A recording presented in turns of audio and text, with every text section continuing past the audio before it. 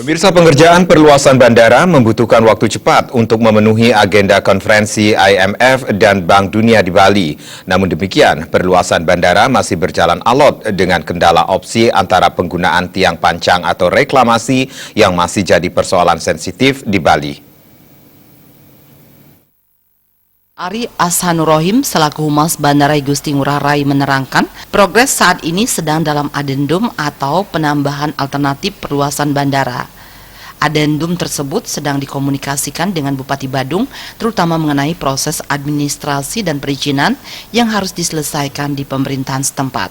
Menurutnya proses ini berjalan alot, karena Bupati Nyoman Kiripraste malah menawarkan penggunaan tiang pancang dan bukan reklamasi dengan alasan reklamasi masih menjadi isu yang sensitif di Bali. Penawaran ini pun sedang didiskusikan dengan pertimbangan, pertama, apakah memungkinkan penggunaan tiang pancang untuk area seluas 47,25 hektar.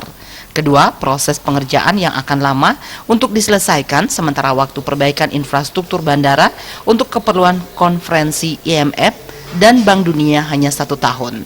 Ketiga, dari sisi safety and security, alat berat yang akan didatangkan untuk pengerjaan tiang pancang akan sangat mengganggu lalu lintas penerbangan di Bandara Ngurah Rai Bali.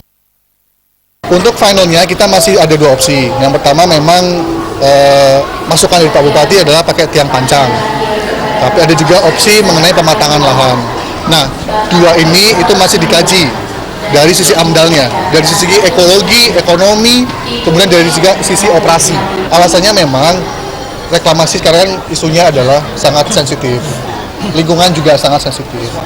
Karena deadline pekerjaan harus selesai 1 tahun lagi, kita perlu mendapatkan pengawalan, menghindari adanya risiko hukum. Jika perluasan bandara selesai dikerjakan, maka akan menambah daya tampung parkir sebanyak 9 pesawat, 6 pesawat kecil dan 3 pesawat berbadan lebar. Kondisi ini akan mengurangi ancaman parkir pesawat dengan sistem tandem.